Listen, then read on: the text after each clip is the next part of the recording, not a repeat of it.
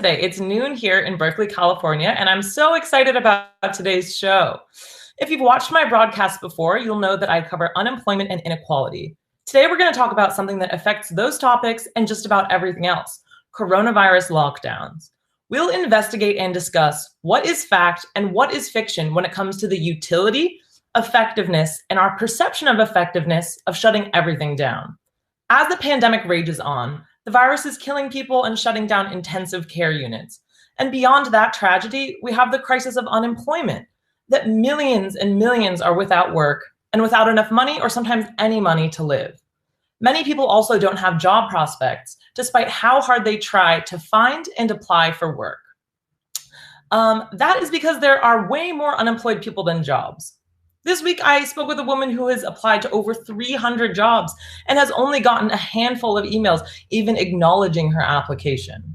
With so many people desperate to work and desperate for income, it's natural to consider the rules allowing the economy to be either open or closed right now.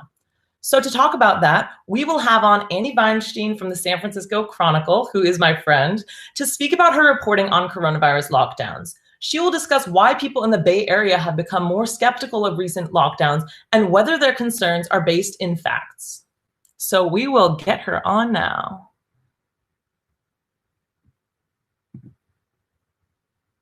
Hi, Annie. Hello, Caroline. How are you doing? I'm good. How are you doing? I'm doing well. We're both just here at home. Yeah, it looks like we have some commenters from everywhere from Naples to Menlo Park. So Naples. Great range. Naples, Florida. My grandparents have a house there. I love Naples. Yeah. So why do you think, first of all, more people are skeptical of lockdowns right now in the Bay Area? I know you've talked to so many people about this. Yeah, I mean, I think it's kind of a skepticism that has been growing since the beginning of the pandemic. So it's sort of at like an all-time high, I think, because the Bay Area was one of the first sort of regions in the country to lock down, and the pretty intense lockdown is really connected to how well how well we did in the beginning. Right. But a lot of experts say that it was easier for all of us to get behind it because there was just so much that was unknown. We had no idea. I mean, compared to what we know now about surfaces and aerosol transmission and the research that points to why the fairly limited research that shows, why some things are riskier than others. Like it was easier for us all. It was sort of like a unified front. And now kind of 9 months in, I think, several experts in my story sort of talk about this, is it's just that we don't have the science. I mean, people really want the science that connects to the public policy to show that there is a justification for closing outdoor dining, that there's a justification for like a prohibition on all small gatherings. And people are really desiring that transparency. So I think that kind of like just the lack of science is a big reason, but I think the other is just like the confusion around, first of all, what the guidelines even are, and also about enforcement. Like I feel like those go hand in hand. Like it's pretty hard. I think in San Francisco, the guidelines right now are that you're not even allowed to be outside with anyone who isn't in your pod. That was something that I saw a supervisor tweet about. At the same time, it's just, there's such strict guidelines, and yet they're not, it goes back to the first, like supported by, like, we know that being outdoors and 6 feet apart with masks is like such a low risk activity. And then we're also seeing that like there isn't any enforcement. So I think that those first two reasons are they're really connected. And I think the third is also just people in authority positions themselves not heeding their guidelines. And, as one of the professors I spoke to said, like, when people in power don't follow their own messages, it's just totally destroys public trust. So I think there's that piece of like hypocrisy and all the suffering that people have had to go through. But then there's also like, well, if authority figures are doing this, then they must not be that scared. Right. So that, justifies my own, apathy or feeling that this isn't real, or not as, bad as people say. So it's not there's a lot of like really bad timing, I think, for a lockdown of this, of this kind of this strength. Definitely. That makes total sense. And wanted to read a couple comments here that we have. John said that in San Mateo County, they're joining the stricter restriction group for the Bay Area. And that's because they hit lower than 15% ICU capacity, and you can't have gatherings of any size there. Annie, when do places usually go under lockdown? Like at what percent ICU capacity, if you know? I think it's 15%. So I think if the region has below 15% capacity, then they're automatically kind of locked into the state's shelter-in-place mandate. But there's been several counties in the Bay Area, including San Francisco, went ahead with the lockdown voluntarily, even though they weren't yet at that ICU capacity. Right. Right. And we have another comment here from someone in South Central Texas who says that small business owners are insisting on openness and that everything is fairly open. That makes total sense. And I know that probably also contributes to people's confusion that, maybe they're reading in a different state that everything's open, where they are, everything's closed. Have you spoken with people who had reactions that way? Yeah. Well, I mean, there was actually a recent Chronicle story about a rural area in California that's just, mostly open. And it's kind of like the bars are open, the restaurants are open. And, there's that, they're doing that in some ways, I think, because of some of the reasons we talked about, like confusion, science really not meeting, then also kind of, something that you're probably more familiar with than your reporting is just the financial imperative of staying open. Like people at this point, 9 months in, the year is ending, there are quotas to meet. Like this is I think it's really hard for people to get behind. Why should I lay people off? Why should I risk going out of business when, I've been doing this for most of this kind of whole stretch, and I've been safe, to the extent that I can. And so there are places, and even in San Francisco and in the Bay Area, restaurants that have remained open and say that it's not like a political issue. It's just about saving their business. Right. That's a really tough thing, I know. Yeah, particularly for restaurants, because they've gone back and forth between being able to operate takeout, outdoor, and at some points indoor. I know you also had another article where you wrote about what the science is behind closing or opening indoor dining and whether that does contribute to virus spread. What did you find there? Yeah.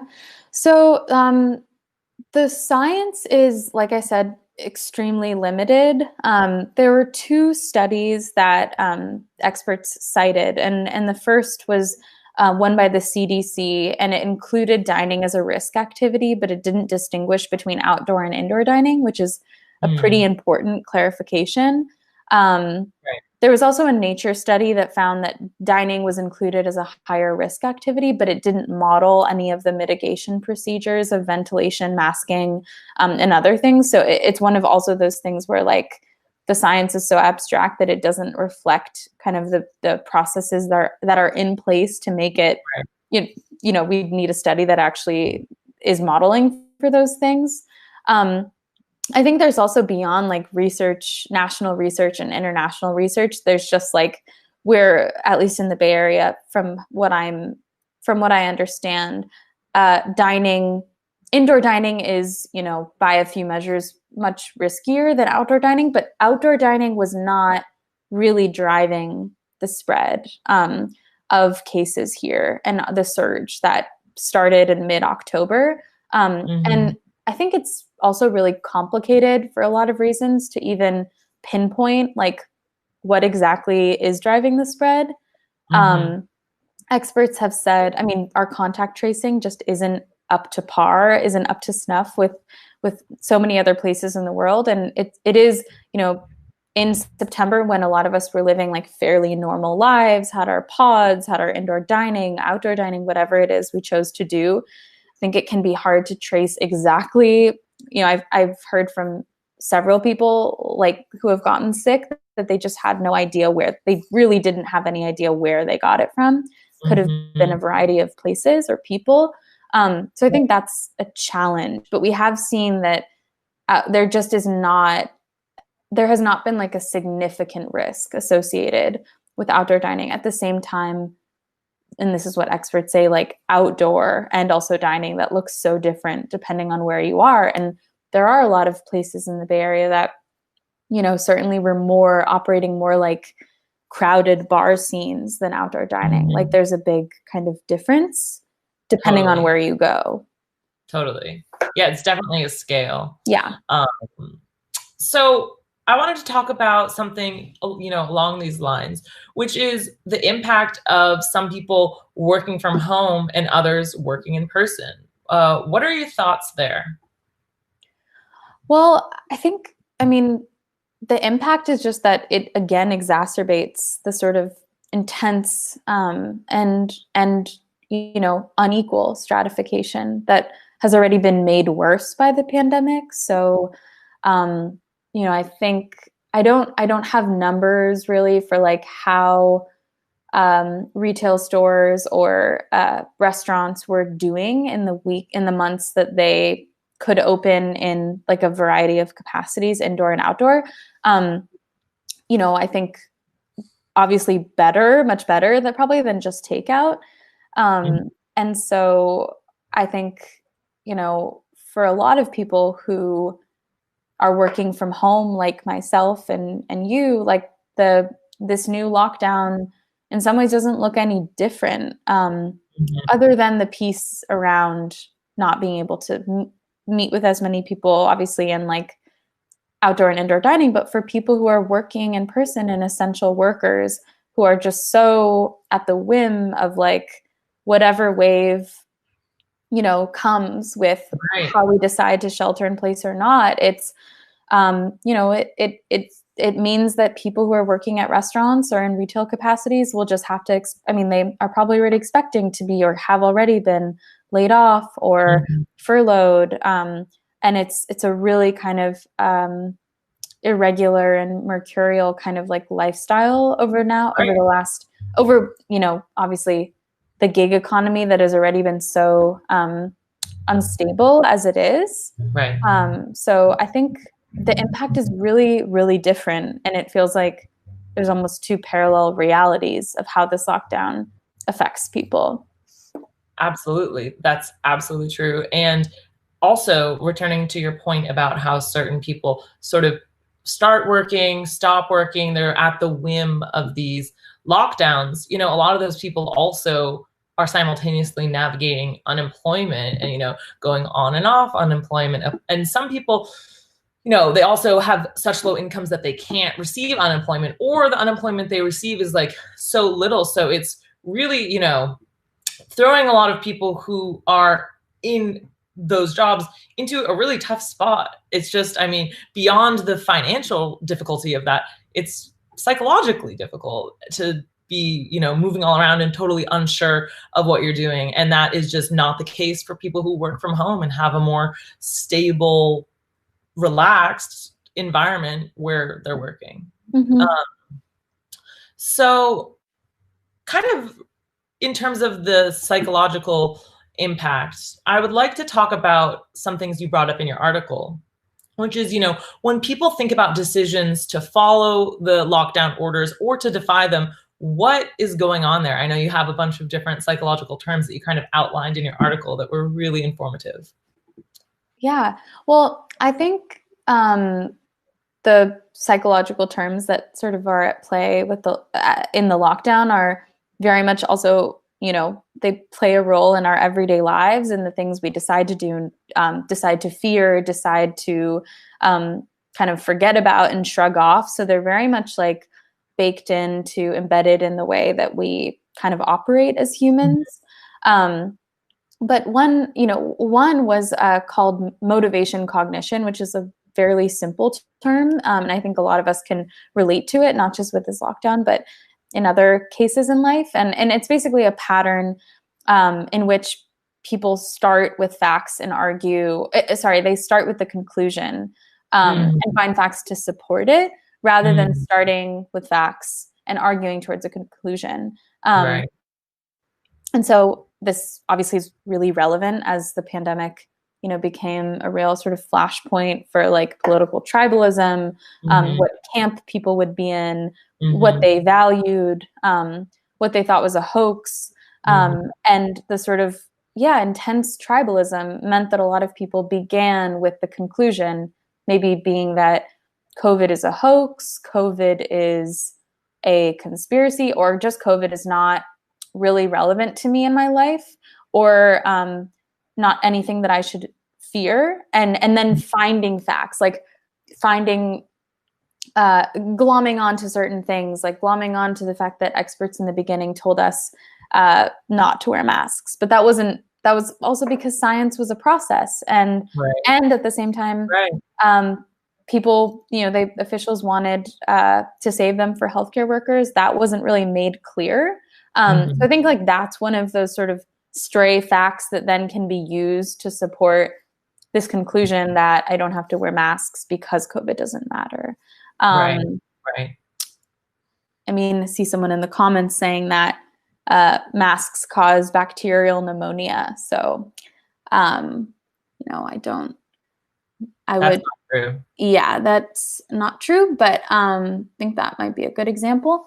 And another kind of complex that we're sort of, that's hardwired in us, is a phenomenon called the illusion of invulnerability, where we kind of tend to think of ourselves as less vulnerable than others. And this was from an expert at Stanford he's an expert in organizational behavior who studies public distrust. And you can also think of it as like this superhero complex. So I think, for a lot of folks in the Bay Area, especially, COVID is still extremely abstract. Like we've experienced lockdowns and we may be well informed, but many of us have not gotten sick and don't know anyone who has gotten sick. At the same time, that reflects that the Bay Area maybe has done a good job, or that people have been able to work from home more so than in other places. But it can start to feel like, because we haven't gotten sick, it is less scary. And I think back to your first question around why is there so much skepticism? I think in the beginning we didn't have, like, we thought of ourselves as vulnerable, almost as if, we were being attacked by aliens. Like it was an alien kind of force in our lives where we knew nothing about it. And now kind of like knowing what we know, I think it can be hard to like actually feel that fear in like an extended way, if that makes sense. That makes total sense. And I think that is really true, that when you're personally affected by something, in general, you're going to care a lot more about it. So exactly, it might be more abstract if you don't know anyone who's gotten sick. And at this point, I would like to, touch on a couple comments we've gotten on this topic. I mean, we have people here in the comments saying that they've had people that they know die, 3 other friends almost die. Let's see, there was another one, and another person said they just had a friend die from COVID, and they said that masks and distancing aren't perfect, but they will help if everyone buys in and does that. And Annie, I wanted to talk about that idea of everyone buying in and doing that. From experts you've spoken to, have they said anything about what helps people buy in, or what helps people get on board with, following distance orders, mask mandates? Yeah.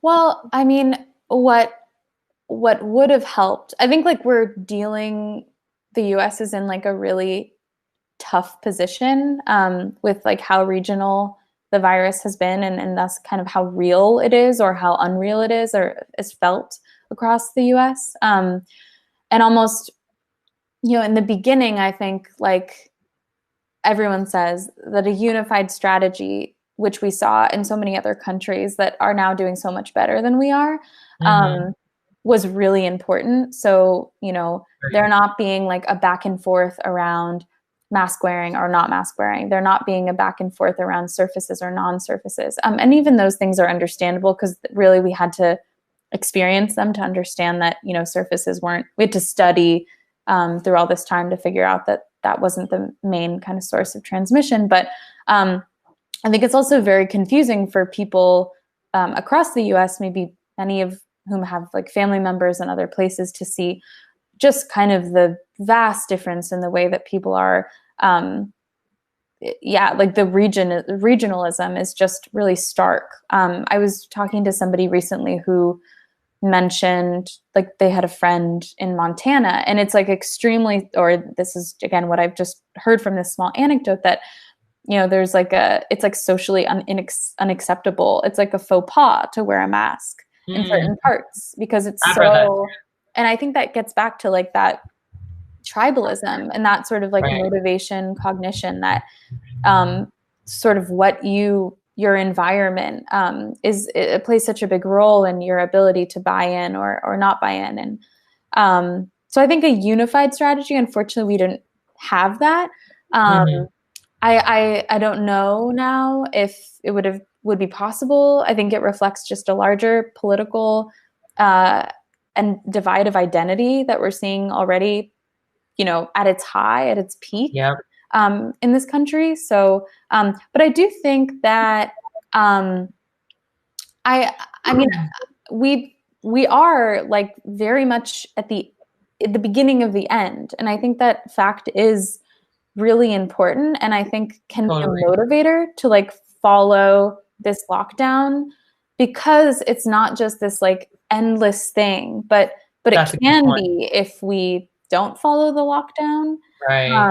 But I mean, we're already seeing vaccines in the Bay Area, and you know, I think many of us will have a good chance of getting vaccinated, you know, in the spring, and that's a really exciting and optimistic thing to have, like, to be proud of and to feel ownership of.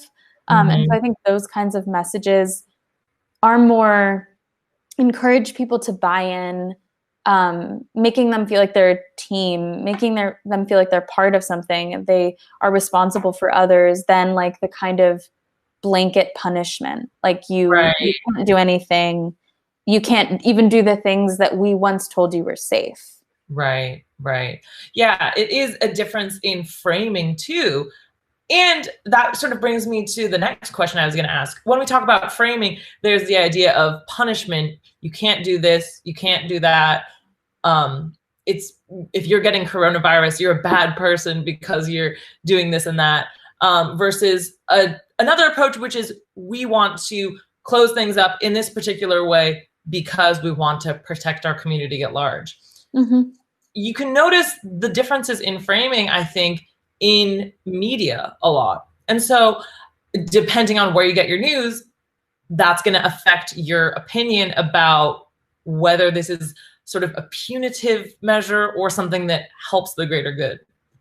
I wanted to ask you, you know, based on your reporting, how does where people get their information impact their decisions to stay at home? I think that's a great question. I mean, I think it's really, it's no different in some ways than just the power of media as we're seeing in shaping like our political consciousness. So, I mean, this is just an extension of it, a mirror of it. I think, you know, it obviously, it makes a big difference. I think, you know, TV news has like a different cadence and rhythm and appetite maybe than, you know, a lot of print media. You know, in digital media, maybe there's more of a focus, or can be more of a focus towards like just the sort of simple explainers that I think a lot of people really are craving.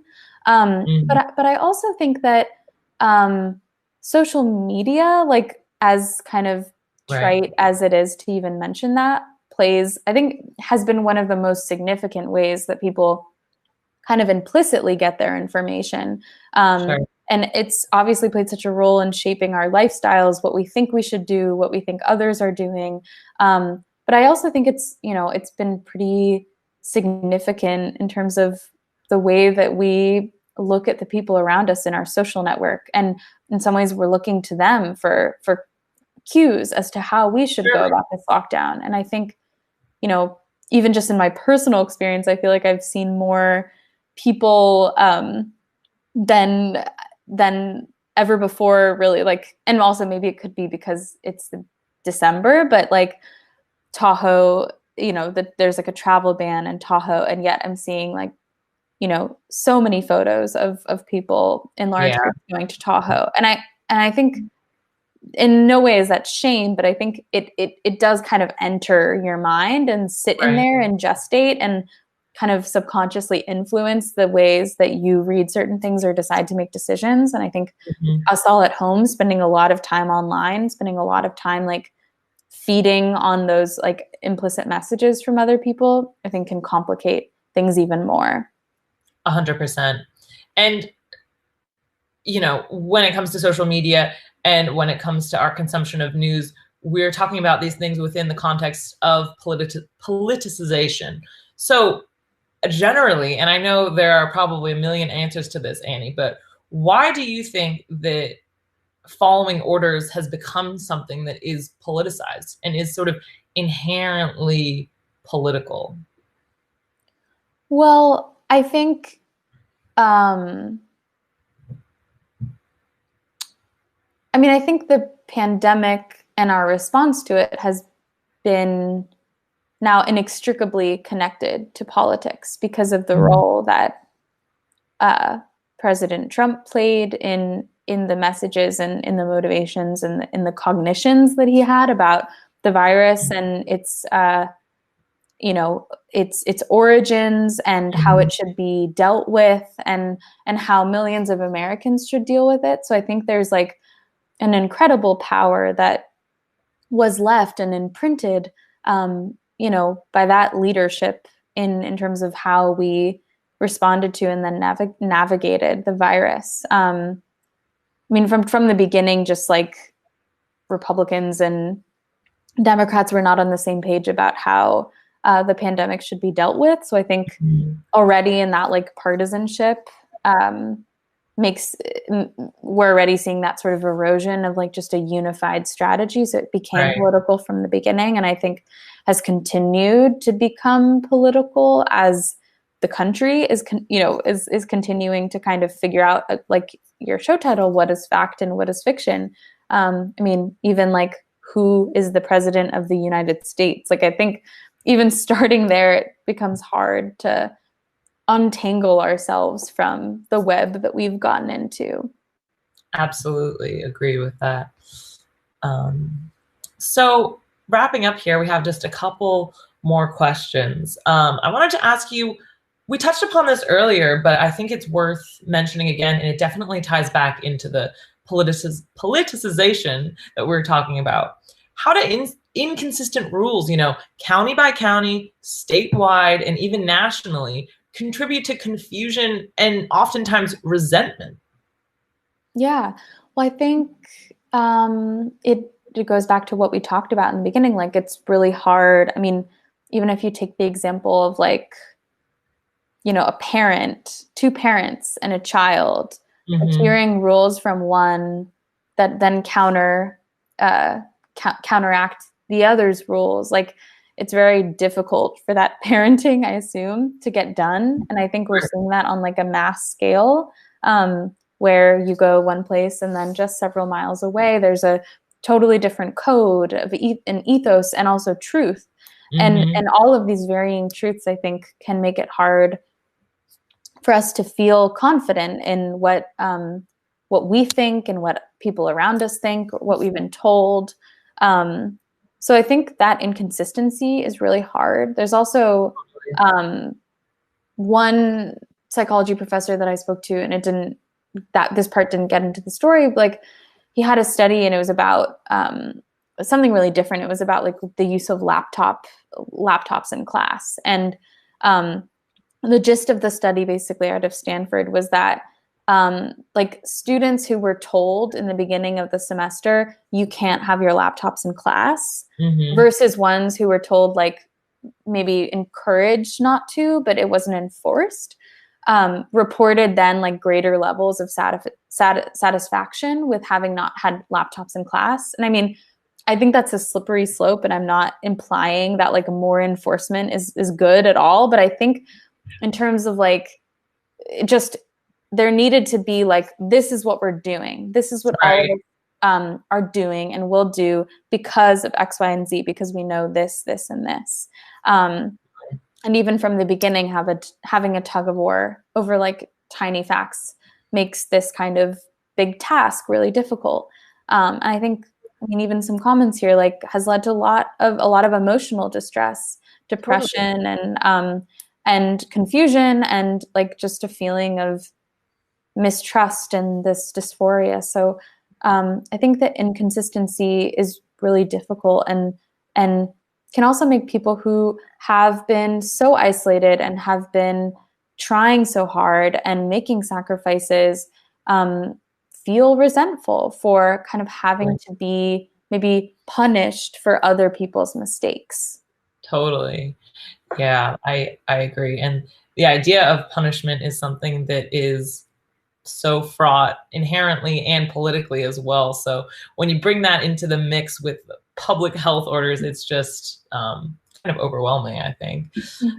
So Annie, I mean, those are pretty much all my questions. You know, if we could just ask generally, why do people trust or not trust coronavirus orders? I think that's pretty much my most general and last question here.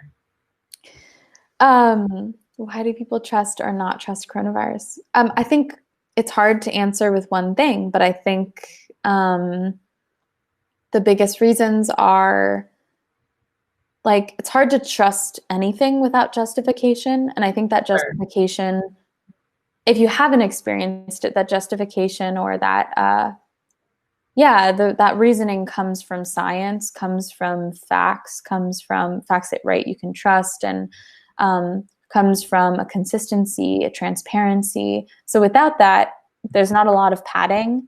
And I think without then the personal experience, like the anecdotal experience, whether that means you're being laid off needlessly, as you think, or getting the coronavirus from something that you thought was safe. Like a lot of us are having just extremely different realities with this virus, and that's not anything that can totally be captured in science. So I think it's just, many of us are just on like really different pages. Yeah, that's absolutely true. Annie, do you have anything else you want to add on the topic of Bay Area or nationwide lockdowns? I think you covered it all, and I'm really glad that we could talk, and I'm thankful to all the listeners and the commenters who chimed in, and I'll definitely be taking a look and reading them. But it was great to be on and talk to you. Annie, thank you so much. Great to talk to you as always. Everyone, I will post Annie's article on my profile. I also retweeted it on Twitter. Annie, what's your Twitter if people want to follow you in your reporting? My Twitter is Annie, Annie, Vain, one word, Vain. Awesome. And everyone, thank you so much for listening, tuning in, commenting. Appreciate it as always. I'll be back next week, probably, I have to figure out what day, but with another show. And please, subscribe, follow me on Twitter, all of those things, all those promotional things. Thanks so much, everyone, and hope everyone has a great and safe rest of the day. Bye now.